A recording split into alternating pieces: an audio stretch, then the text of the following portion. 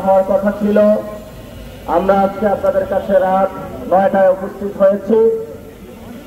আমরা যখন আসছিলাম আমাদের উপরে হামলা চালানো হয়েছে। সকল বাধা বিপত্তি অতিক্রম করে আজকে আপনাদের সামনে উপস্থিত হয়েছে, কিন্তু আমরা আশা করি নাই আপনারা এত রাত পর্যন্ত এই গভীর রজনীতে আপনারা অপেক্ষা করবেন, কিন্তু আপনারা আমাদের সেই গোল ভেঙে দিয়েছেন।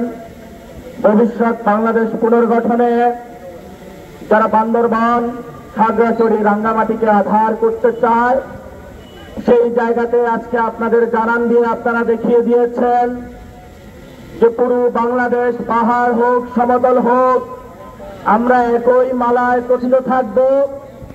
বিদেশি কোনো আক্রমণ, বিদেশি কোনো ষড়যন্ত্র বাংলাদেশের কোন জেলাকে, বাংলাদেশের কোন অঞ্চলকে অস্থিতিশীল করার চেষ্টা তারা ভবিষ্যতে চালাতে ভয় পাবে।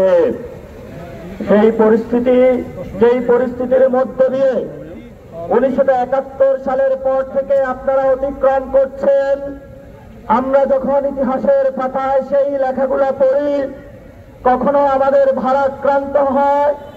আমাদের অনেক ভাইদেরকে আমরা এই বান্দরবনে হারিয়েছি, অনেক বোনদেরকে হারিয়েছি, যাদের রক্তের উপরে দাঁড়িয়ে আজকে আমরা বান্দরবনে উপস্থিত হয়েছি।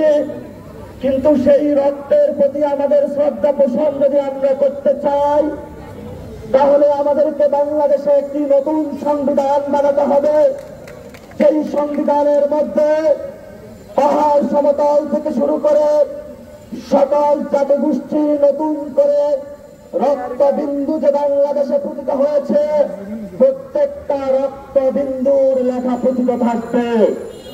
আপনারা জানেন বান্দরবনে শিক্ষা ব্যবস্থার সমস্যা রয়েছে, বান্দরবনে স্বাস্থ্য ব্যবস্থার সমস্যা রয়েছে, কিন্তু গত 15 বছরে আপনারা দেখেছেন, 15 বছর নয় 50 বছরে দেখেছেন, এখানে যে রাজনৈতিক দলগুলো ছিল নিজেদের চাঁদাবাজিতে ব্যস্ত ছিল, ভাগ বটোয়ারাতে ব্যস্ত ছিল।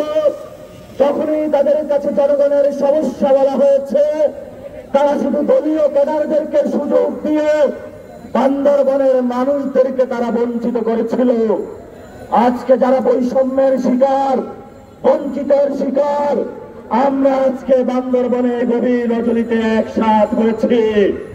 আমরা সেই সকল চাঁদাবাজদেরকে, সেই সকল দলীয় ক্যাডার বাহিনীদের হাতে ঐক্যবদ্ধভাবে আজকে আমাদের ঐক্যবদ্ধ শক্তির মাধ্যমে জানান দিয়ে তাদের হাতে আমরা ভবিষ্যতে লাল কার্ড আমরা ধরিয়ে দিতে চাই। প্রিয় বান্দরবানবাসী, আপনারা জানেন এখানে জাতিগোষ্ঠীর মধ্যে অনেক সমস্যা রয়েছে।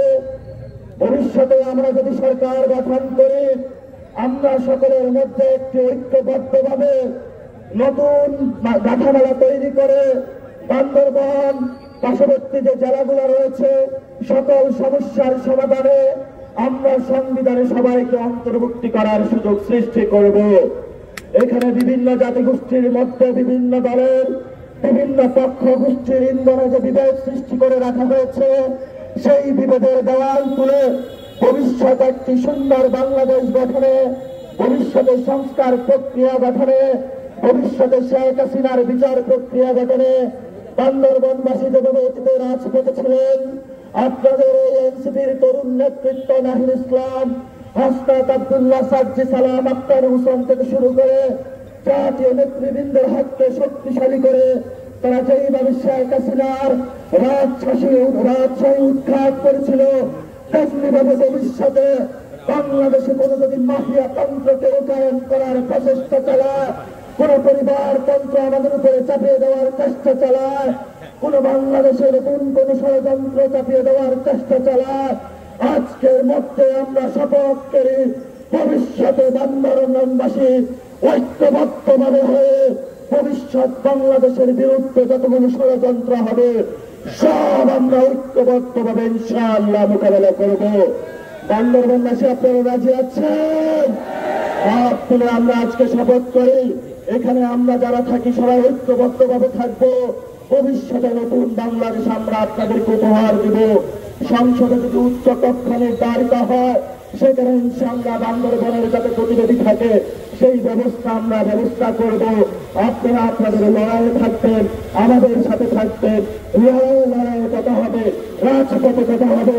কোন সন্ত্রাস দিয়ে আমরা কথা বলবো না, আমরা লজিক দিয়ে কথা বলবো।